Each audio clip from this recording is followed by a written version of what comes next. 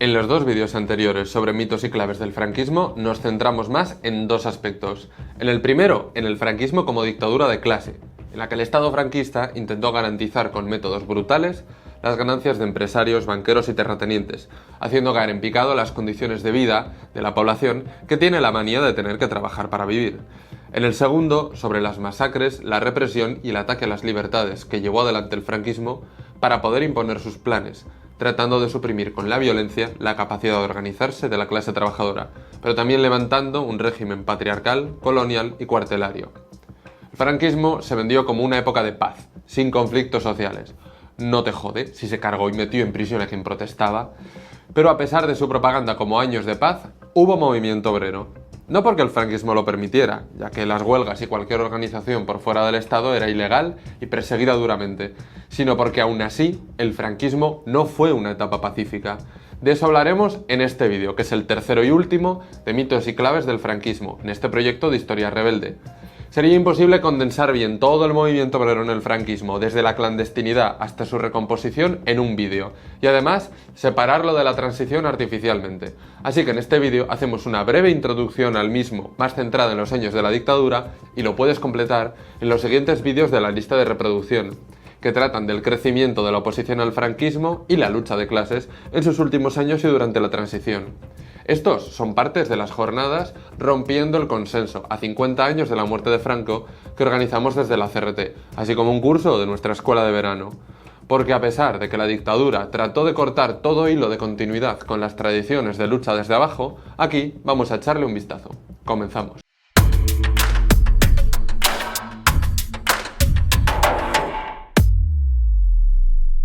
En un vídeo anterior hablábamos de que el régimen de Franco profundizó a gran escala las desigualdades sociales. Para las mayorías trabajadoras, más allá de la destrucción de la guerra, se impuso la destrucción del movimiento obrero. Se perseguieron y eliminaron partidos, sindicatos y cualquier organización de trabajadores que habían creado o crecido en los 30, toda aquella que no fuera la oficial del régimen. Las condiciones laborales empeoraron mucho, hasta el punto de sufrir una hambruna, bajar los salarios reales a la mitad y que se tardasen 20 años en recuperar los salarios de antes de la guerra. Esta situación de hambre se combinaba con la represión, imponiendo una derrota a la clase trabajadora. En el mundo laboral, el régimen aplicaba durísimos mecanismos represivos, no solo con la fuerza policial y armada, que muchas veces acabó con detenciones y asesinatos. La represión laboral también se ejercía con la prohibición de sindicatos de clase, que como veremos fueron sustituidos por el Sindicato Vertical y la Organización Sindical Española OSI, mientras se prohibía también cualquier tipo de huelga o manifestación independiente. Otro mecanismo ha sido el privar de trabajo a través de las llamadas listas negras. Si existían, quiere decir que esa paz de la que hablaba Franco tenía que ser vigilada y forzada. Y es que bajo los efectos del hambre, la pobreza y la falta de vivienda se había ido gestando una clase trabajadora que por lo que sea no le tenía mucho cariño al régimen. Ni un régimen fascista podía aniquilar del todo que hubiera luchas, a pesar de la durísima represión. Por una parte, en los años 40 y principios de los 50, continúan las partidas guerrilleras del maquis, desde la clandestinidad y en zonas rurales, montañosas, muchos de ellos exmilicianos, esperando mantener viva la resistencia contra el régimen, sobre todo si había posibilidad que en el final de la Segunda Guerra Mundial acabase con Franco. Bueno, las potencias democráticas no les iban a apoyar, sino a Franco, como un aliado que vigilase los negocios en Europa ante el miedo a que de la Segunda Guerra Mundial salieran revoluciones. El maquis no pudo conseguir apoyos ni aguantar. Pero por otra parte, hay muestras de resistencia al franquismo desde muy temprano. Por ejemplo, hay huelgas en sectores como el textil, protagonizadas por mujeres trabajadoras en Cataluña en el año 46. Hay huelga en Vizcaya en el año 47, huelga en Barcelona en el año 51, motivada por una subida de precios de los tranvías, que derivan en un boicot al tranvía, pero que acaba convirtiéndose en una de las primeras oleadas de huelgas y la primera gran huelga general que afecta a una ciudad grande después de la Guerra Civil. Luego, a partir de la mitad de los 50, vamos a ir teniendo sucesivas oleadas de huelgas en el 56, junto a protestas de estudiantes, en el 58, etc. Ahí te dejo la recomendación literaria de este vídeo, que es la novela La larga marcha de Rafael Chirves. Esta recorre las historias de varias familias que se enfrentan en dos generaciones al franquismo y en el que aparecen como telón de fondo algunas de estas primeras respuestas desde abajo al régimen. Hechos como estos no quieren decir que el régimen se ablande o que tolere las protestas obreras.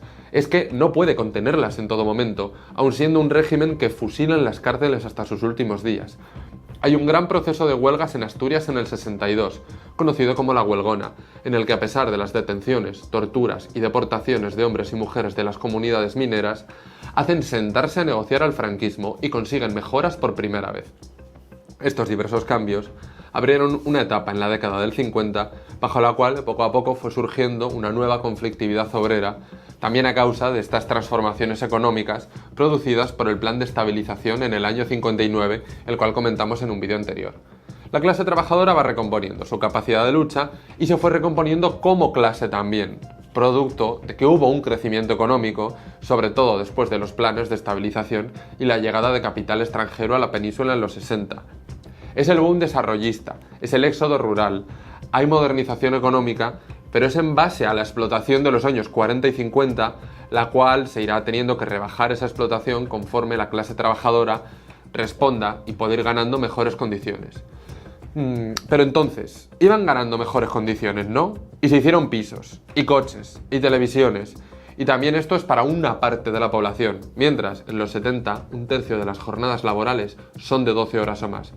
Pero sí, el nacimiento de unas nuevas clases medias que durante el franquismo en los 60-70 poco a poco iban mejorando su calidad de vida es una de las estampas que se usan para decir que con Franco se vivía mejor. Pero es que tiene truco.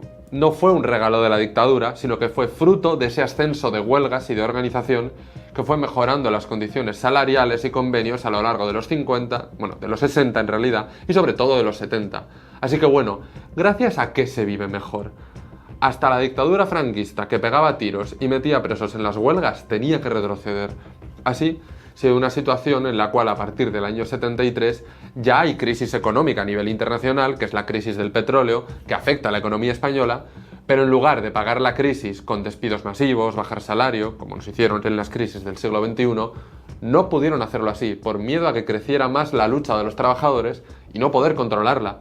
Así que aún en crisis los salarios siguieron subiendo. En el Estado español, en el 73, 74, 75, 76, el porcentaje de la renta nacional que iba a los salarios no paraba de crecer frente a la que iba a la de los empresarios. Y es en medio de una oleada de huelgas que intentan tumbar la dictadura. Tratar de bajar los salarios hubiera sido echar gasolina al fuego en esa situación. Así que los salarios seguían creciendo por encima de la subida del precio de la vida o se consiguieron conquistas como una indemnización de 68 días por año trabajado en caso de despido improcedente. Hoy son... bueno, ¿cuánto es? Sé que estas cosas en la escuela a veces no las enseñan y acabas haciendo grupos en el recreo para explicarlo. Y en caso de despido improcedente son A, 45 días por año trabajado, B, 33 días por año trabajado o C, 68 días por año trabajado. Hoy en día, al final del vídeo, respondemos. Estamos viendo cómo en los años 60 se estaba recomponiendo y concentrando en las ciudades, a través de la migración, una nueva clase trabajadora. En un contexto de crecimiento económico, de modernización del aparato productivo, que fue implementando transformaciones en el conjunto de la clase trabajadora. Al mismo tiempo, se van recomponiendo las organizaciones y formando organizaciones nuevas. La CNT, la UGT, el PSOE, otras organizaciones, continuaban en el exilio, en algunos casos tratando de tener células clandestinas, como la CNT. Sin embargo, la organización, digamos, de la tradición de los años 30, que logra su verdadera recomposición y que de hecho será la organización que llegue con más fuerza a los 70, es el Partido Comunista Español o el PC. Durante los años del franquismo el PC era parte de un aparato internacional que permitía resistir en mejores condiciones. Desde ahí adopta en el 56 la política de reconciliación nacional, que va a marcar el desarrollo del movimiento obrero en el franquismo y la transición. Esta planteaba que la manera de superar el franquismo debía ser un gran frente, que reuniese organizaciones obreras junto a sectores de la burguesía, monárquicos, falangistas disidentes, franquistas reconvertidos en demócratas, con el objetivo de conseguir un gobierno que le hiciera reformas democráticas al régimen. El objetivo era presentarse como un partido que podía ser útil para que al menos una parte de la burguesía no apoyase a Franco y se sumase a dirigir una transición, pero también que esa transición no cuestionara el orden social capitalista. Finalmente, se tradujo en no impulsar siquiera una ruptura democrática, sino aceptar, entre otros partidos, la reforma pactada con la monarquía y los herederos del franquismo. Pero no te voy a hacer spoiler de la transición, te esperas al siguiente vídeo. El PC es el que recompone sus cuadros, sus equipos, su presencia en el movimiento obrero y es el que gana peso a través del liderazgo en las comisiones obreras, aunque no eran los únicos que las impulsaban. Estas comisiones obreras consistían en una táctica de infiltrarse en el sindicato vertical, presentando candidaturas obreras independientes en las elecciones que había en el propio sindicato vertical del franquismo. Nacieron como organismos de lucha y tuvieron un papel relevante en coordinar huelgas, asambleas, reivindicaciones obreras, y tratar de desbordar y enfrentar tanto a la patronal como a la burocracia franquista. También, a través de la dirección del PC, tuvieron un peso importante tratando de dirigir el movimiento obrero hacia la integración en un régimen con las antiguas élites franquistas y la monarquía, pero esto lo desarrollaremos más adelante.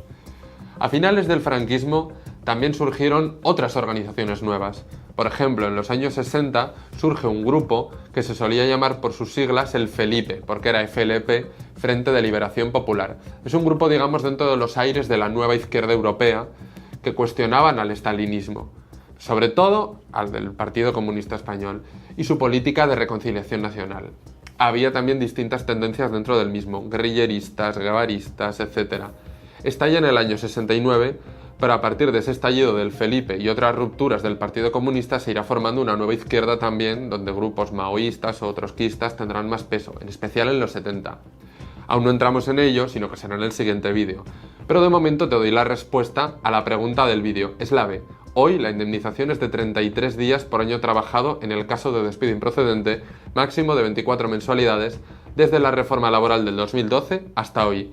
La A 45 días es antes de esa reforma y la C 68 días es lo que se conquistó durante los momentos de la transición con más intensidad de la lucha de clases.